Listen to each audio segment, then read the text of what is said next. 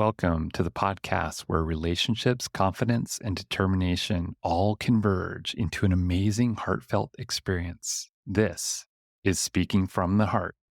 Welcome back to episode number 147 of Speaking from the Heart. Today, I feel like we have to talk about something that is sometimes very, very tough for us to handle, which is being caught off guard.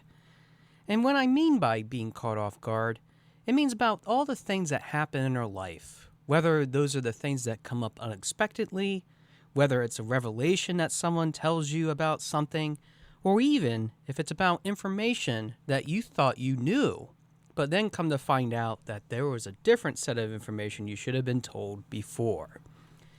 It all happens, whether it's in our personal, our professional, in our business, or even our own lives that create that substance, that ability to have relationships, confidence, and determination. But to figure out how to best navigate through all these means that we have to be able to understand when it's okay to positively react or to negatively react, even if that means that we have to go all in, trying to understand why it's happening to us. Why wasn't that information provided? Why is this happening the way it is? And why, oh why, is it always happening to us, the people that sometimes play the victim card? Now, you notice that I say negatively. And when I say negative, it's a choice that we make between what is positive or negative, obviously. But negative responses, sometimes if done correctly, have the right attitude adjustment for somebody to realize that they should have never, ever held back that information in the first place.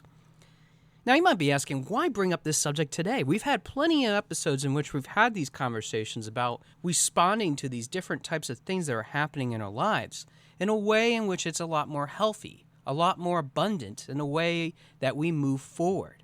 But how we deal with this is truly important to consider. And I have a personal example that happened to me recently that will allow you to understand why it's so important to figure out how to respond adequately. Recently, I had someone in my life tell me that they had a crush on me. Ooh, I'm sure you're saying, because I know that love is in the air, especially if you felt like somebody was meant for somebody else. This person, who I've known for so long, just admitted to it. And yet, at the same time, I was in a very bad place in terms of everything that's happening in my life. Business, all the things that are happening at my full-time job, let alone all the activities I currently have in a volunteer basis. Balance right now for me was not so much on my side. And when it came to figure out that I was trying to take on yet one more thing to try to entice this person to work things out, I realized that I wasn't really ready for a relationship. I was not a good communicator. I was not effective in any way with being able to move that relationship forward in a positive direction.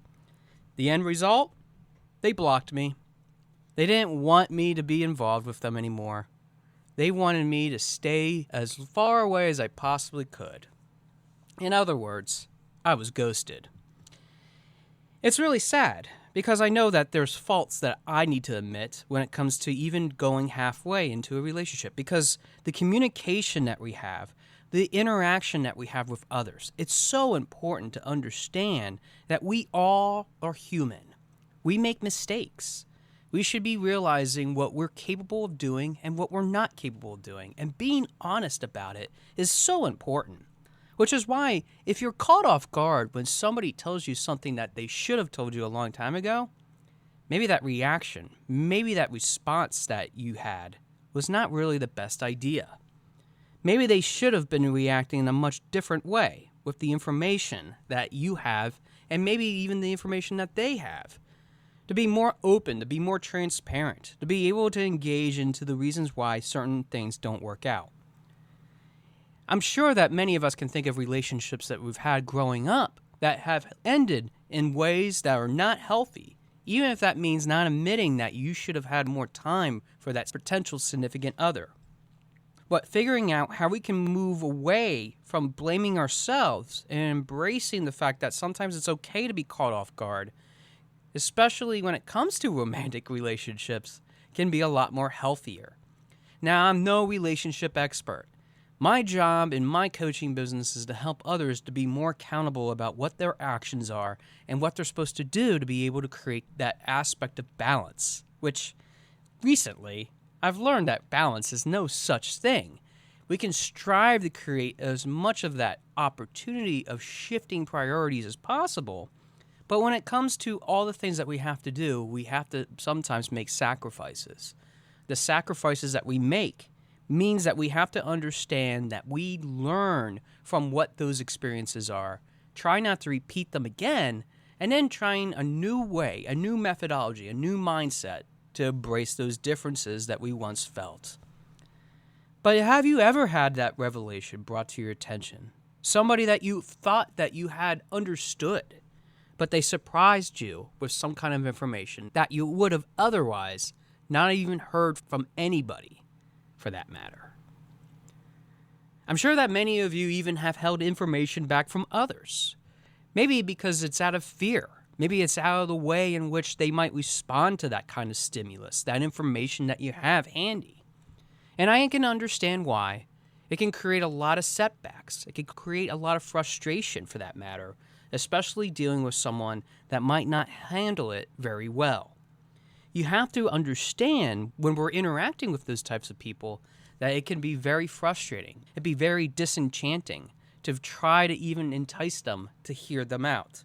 Because you know that every time that you bring some type of information like that up, it's going to hold them back from being more constructive. It's going to hold them back from being able to even grow because they're going to be stimulated from that experience. Sometimes they might treat it as trauma. Sometimes they might not just react at all. And they keep it inside of themselves, mulling over what they just learned. But I think the way that we react, the way in which it's either positive or negative, as I said earlier, can be beneficial. So how do you go about doing that? Let's take an example of somebody telling you that you're not going to get that raise. You're not going to get that raise at work. And sure, I can think of many times, even in my own life, in which I was hopeful that I would get something in terms of all the hard work that I put into something. I walk into it with the expectation that I know I'm going to get some reward from it. But instead, I get something that I don't expect, something in which I never thought possible. And as a result, I don't get the news that I want. How we can respond to that positively is saying, oh, well, better luck next time. But do you really think that you're going to respond to something like that in that constructive way? Probably not. You're going to be very upset. You're going to be very unsatisfied. So you're going to have a negative response to it. But the way in which we can negatively respond isn't by our own emotion. It won't be responded to that way by that context of negativity. Instead, we learn how to best handle it through objection, understanding why we didn't get that raise. So we can respond negatively by saying, I don't understand why I didn't get that. I did X, Y, and Z. What are some ways in which I can improve? And these types of conversations need to be refined and practiced with someone or even in front of a mirror, noticing not just how you present yourself on video with your verbal instruction, but your nonverbal instruction as well. Because there are both the verbal things that we say, but it's also the nonverbal cues that we give off that can tell a completely different story or enhance a completely different message overall that we need to pay attention to. So for all my listeners out there, pay attention to the fact that sometimes the things that you say aren't always said by words alone. Even if you didn't get that raise, some of the ways in which you can even respond outside of that is to simply understand maybe there are some other external factors. In a positive way, maybe the economy hasn't been doing well for the business. Therefore, giving raises aren't really opportunistic at this time. Maybe there was some other factor, some other oversight that you didn't even realize occurred. Maybe it was a mistake with something that was mixed up. By asking prompted questions as to maybe that might have been some of the issue, you could figure out if maybe the company made a mistake and then circle back and see if it could be fixed in a positive light. We can absolutely jump to conclusions very fast, especially when we're caught off guard. But mangling those emotions, Realizing that we shouldn't respond negatively in a bad way towards somebody else means that we're able to understand not only how we can be more constructive of the way that we respond to things, but we can take in consideration a variety of things that might be happening in our lives.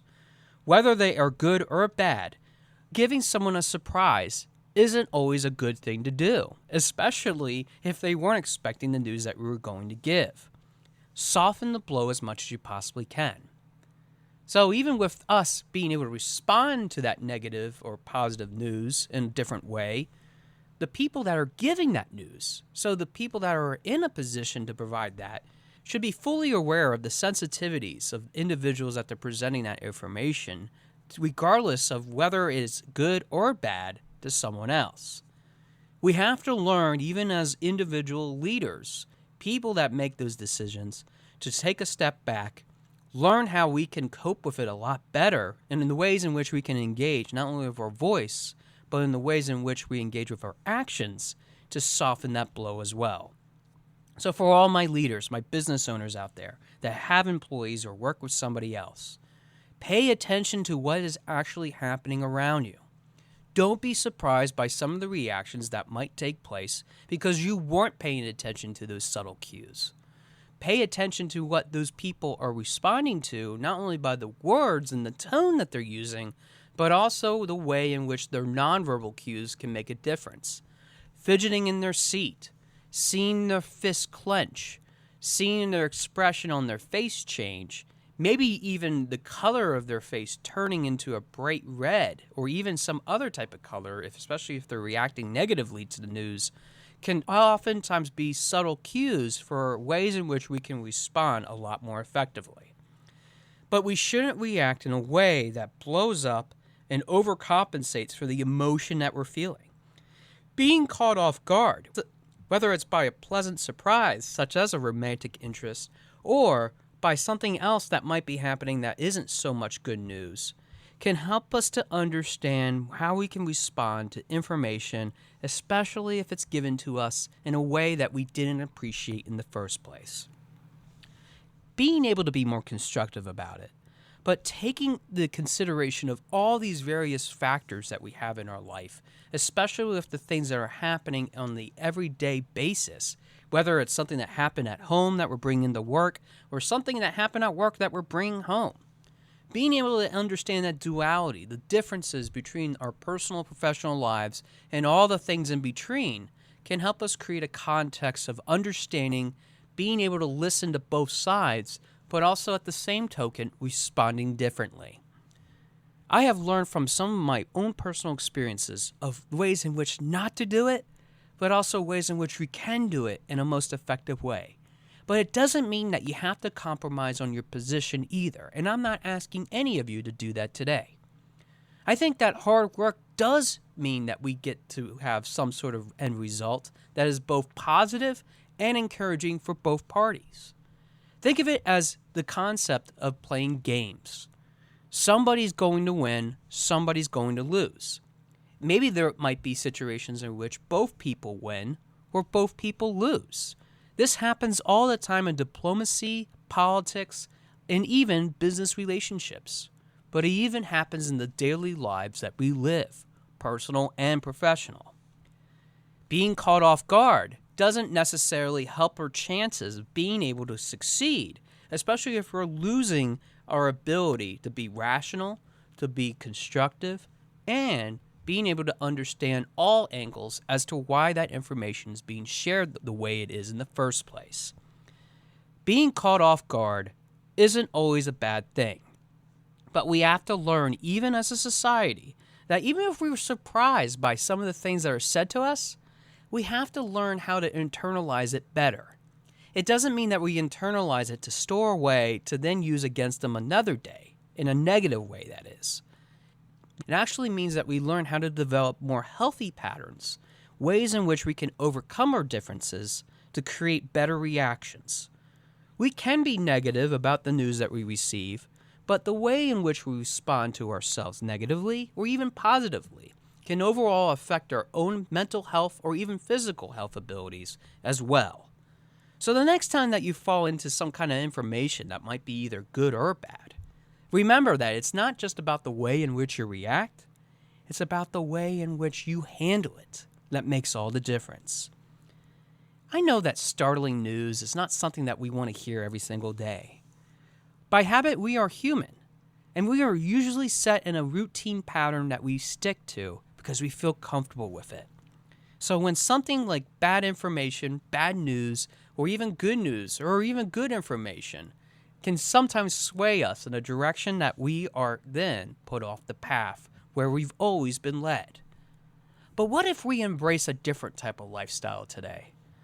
I challenge you to work on not just the ways in which you respond to these different areas, but also how it creates a context that we could both understand and create opportunity instead of division.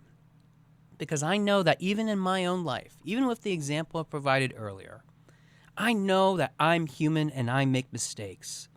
But I also know that sometimes it means that we have to learn how to play with others nicely. Being able to be more respected, be able to be more communicative, but more importantly, being able to understand all these different variables so that there's a fine balance means that we have to be more conscientious of our surroundings, of who we are and what we want to become. Because I know that we all have that power. I know that you, my listeners, have that power as well.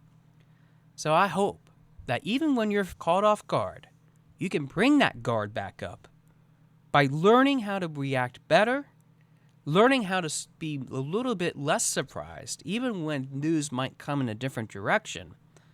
But even regardless of if it's positive or negative, embrace it like a birthday party. Embrace it like a celebration. That surprise, that good feeling, that euphoric feeling of accomplishment is what really matters the most. And I know that if we're able to handle this better, our whole world will be a much better place overall. Thanks for listening to episode number 147 of Speaking from the Heart, and I look forward to hearing from your heart very soon.